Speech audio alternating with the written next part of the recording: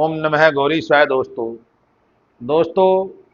आज चर्चा जो मैं आपके सामने लाया हूं, जैसे कि मैंने कल की थी, विश्वम प्रीति आयुष्मान योग पर, जो कि ज्योतिष का पंचांग का सार हुआ करता है, बेस हुआ करता है, उस पर चर्चा चल रही है। आज जो चर्चा करेंगे दोस्तों, वो सौभाग्य, शोभन और अतिगंड जो योग हुआ करते हैं, इन योगों में जन्म लेने वाले जातक किस प्रकार के हुआ करते हैं, उनके अंदर किस प्रकार के गुण धर्म होते हैं। ऐसे योगों में जन्म लेने के उपरांत व्यक्ति इस मृत्यु लोक में आने के उपरांत क्या काम करेगा, क्या काम नहीं करेगा, नौकरी करेगा या शासन करेगा या फिर बिजनेस करेगा, बच्चे कैसे होंगे उसके, या उसका लाइफ पार्टनर कैसा होगा, धार्मिक काम करेगा या अधार्मिक रहेगा, इन सब बातों को जो सूचित करते हैं वो योग करते हैं। दोस्तों, पहला आज जो योग है वो सौभाग्य योग है, जो मैंने लिख रखा है, सौभाग्य शोभन अतिगंड।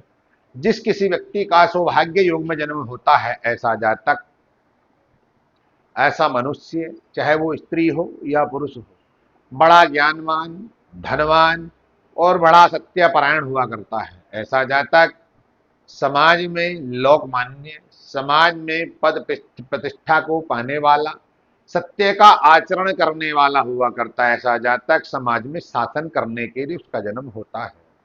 ऐसे जातक जो हुआ करते हैं बड़े सौभाग्यशाली। ऐसे जातकों के पास या जातिकाओं के पास जो संतान हुआ करती है, वो भी बड़ी तेजस्वी, बुद्धिमान, ज्ञानवान हुआ करती है, कुशाग्र बुद्धि की हुआ करती है, जिससे जो है उनकी संतान के नाम से भी उनके नाम के जो है रोशन समाज के अंदर हुआ करते हैं। दोस्तों, ऐसे जातक के अंदर थोड़ी सी कमी देखी जाती है। कमी क्या है? ऐसे जातक थोड़ा अहंकारी स्वभाव का हो जाता है।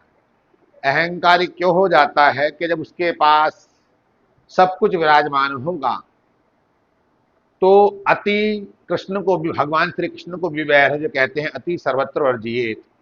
तो अति तो सब किसी भी प्रकार की वो वर्जित ही है, जिस कारण ऐसे जातकों के अंदर अहंकार वाला स्वभाव देखा जाता है।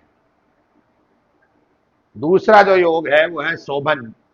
शोभन योग में जो व्यक्ति जन्म लेता है, जो इंसान जन्म लेता है, ऐसा जातक व्यवहार कुशल हुआ करता है। ऐसा जातक का व्यवहार, विचारधाराएं बड़ी शीतल, बड़ी शालीन, बड़ी सरलता वाली हुआ करती है। ऐसा जातक अपने शीतल स्वभाव के कारण समाज के अंदर गौरव प्राप्त करता है। अपने उत्तम भाषा, उत्तम बुद्धि के कारण, उत्तम विवेक के कारण, श्रेष्ठ आचरण के कारण ऐसा जातक कैरेक्टर वाइज भी बड़ा अच्छा हुआ करता है। ऐसा जातक जिसका हो जाता है वो उसी का ही ऑल टाइम बना रहता है। ऐसे जातक के अंदर किसी भी प्रकार के जो है कमी नहीं देखी जाती। ऐसा जातक समाज में बिजनेस करने के लिए उसका जन्म हुआ है।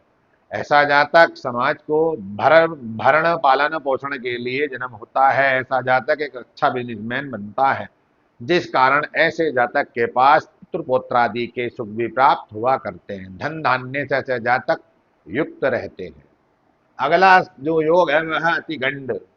अतिगंड योग में जो जन्म जातक लेते हैं, ऐसे जातक बड़े घमंडी, अहंकारी, गले में पीड़ा रहने की समस्या इनको बनी रहती, बड़े क्रोध स्वभाव के, लंबे कद वाले, धूर्त और कलह कलेश करने वाले हुआ करते हैं। चौड़ी छाती हुआ करती है इनकी, ऐसे जातकों की। ऐसे जातक जो हुआ करते हैं दयाहीन हुआ करते हैं, किसी पर किसी प्रकार का परोपकार इनके मन के अंदर आता ही नहीं।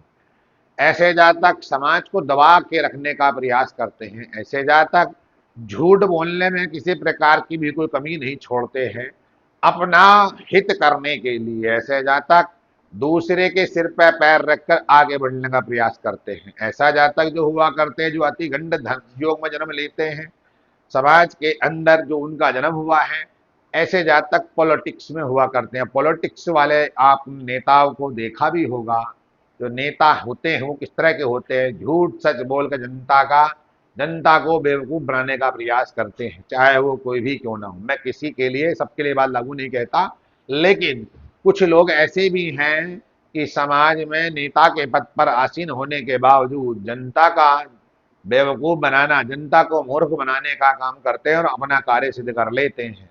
दोस्तों, अगर आपका इन तीनों योगों में से सौभाग्य, शोभन, अतिगंड योग में जन्म अगर हुआ है आपका, तो आप अगर किसी भी प्रकार से परेशान हैं तो दोस्तों आप श्री विष्णु सहस्त्र नाम का पाठ करें नित्य प्रतिदिन, जिसके करने से आपके भाग्य की वृद्धि होगी, घर में सुख शांति का माहौल बनेगा, घर परिवार में से दुख दुख बीमारी कलह कलेश ये सब दूर भागेंगे और आप समाज के अंदर आपकी वो छवि होगी जिसकी आप कभी कल्पना भी नहीं कर सकते।